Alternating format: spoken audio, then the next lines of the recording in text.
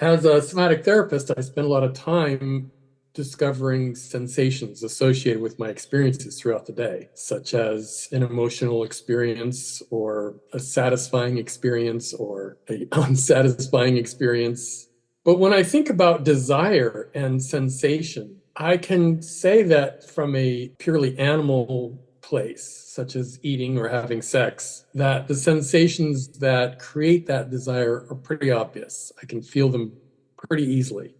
But when I think about where I feel in my body wanting to fly a helicopter, it's not so easy to tie down. And I wondered if you had anything to say about that. I mean, I'm assuming, and this could be wrong, but desires can only be felt. There's no way to have a desire that you can't feel. There are agreements of a fundamental nature when you incarnate in physical form, specific to the physical vessel that you occupy while you are in the physical. So eating and sex are about as fundamental as it gets. You wouldn't be here without either one of them. And so when it comes to an establishment of preferences for what you eat or who you have sex with or where you go or if you want to fly a helicopter or, then there is greater softness in the sense that it isn't essential to your sustenance that you fulfill those desires. So many rigid schools of thought consider there to be frivolous desires and more fundamental desires, which connote a greater value. But really, it's all valuable. And all that is present in the physical arena is a translation of vibration anyway. So that's thoughts, that's matter, that's all of it. And the way that you experience and interact with that really is up to you. We want to give food and sex their own column because there are very real differences. A friend who is born into physical form could go their entire life without ever having a sexual encounter with another human being. That isn't intrinsic to your path through life in the way that food, which is nourishing your body, is to you. But it's all being translated by you physically in some way, whether that is through your identified five physical senses or through your emotions. It's all translation of vibration. Everything has a vibratory counterpart. So everything that is visible has a vibratory counterpart. Everything that is invisible has a vibratory counterpart. Everything that is smellable has a vibratory counterpart, and everything that isn't does. Anything that you experience is a translation of vibration. So sensation is a process of experiencing those vibrations. Correct. Well said. So then I guess the last question on this topic here, which may or may not help to elucidate the whole thing. Of course, none of us have met any aliens, those that are not terrestrial, that is. At least I've never met anybody that has. Is it possible in the realms of motivation that there are beings out there that do not experience desire or feeling? Is that even possible in the universe that we're currently occupying? There is no consciousness which does not experience desire. Okay. That was the definitive answer I was looking for.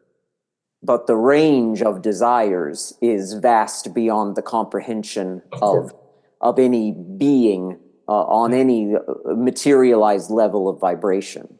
So the aliens that are so eagerly anticipated by so many human friends they're on a different channel than you are, to sort of analogize it in a sort of way. And there's just not yet an overarching intention for a merging of channels in that way. It would disrupt the organization of both channels. Yes, and beyond even. And so you are all connected. We are all connected, though, vibrationally. We are all connected intelligently. We can all communicate and do communicate with each other. It just doesn't materialize in a merging of materialized frequencies. Everything is intentionally kept separate for the purposes of maximum ability to focus within each frequency.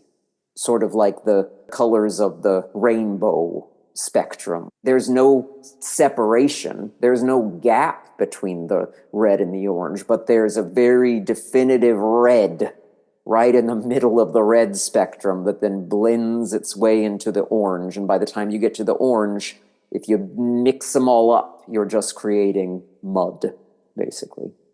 Well, I know by somebody else's experience that chakras don't have the colors that we associate when you see a chakra chart.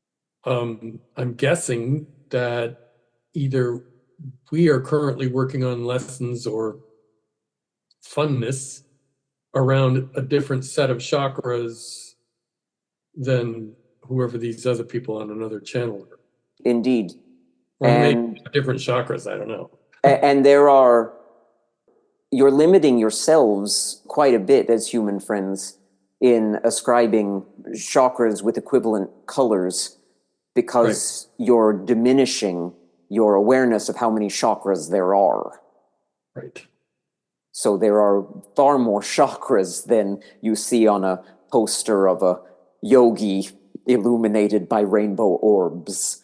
And yet it's the evolution. There will be a logical tipping point where all those posters get updated to accommodate a greater understanding, and that unfolds really in perfect order.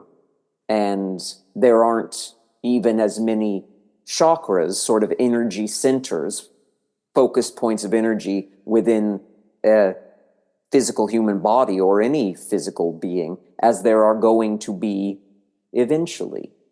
That expands as well. And so it's not only that you're missing what is already there, but it's that you don't want to get too mired in deciding it's this and will always be this, because it can't stay contained in that way. We like this. Okay, well, I think I ran my questions past you as much as I can. Very good. Very exciting for us.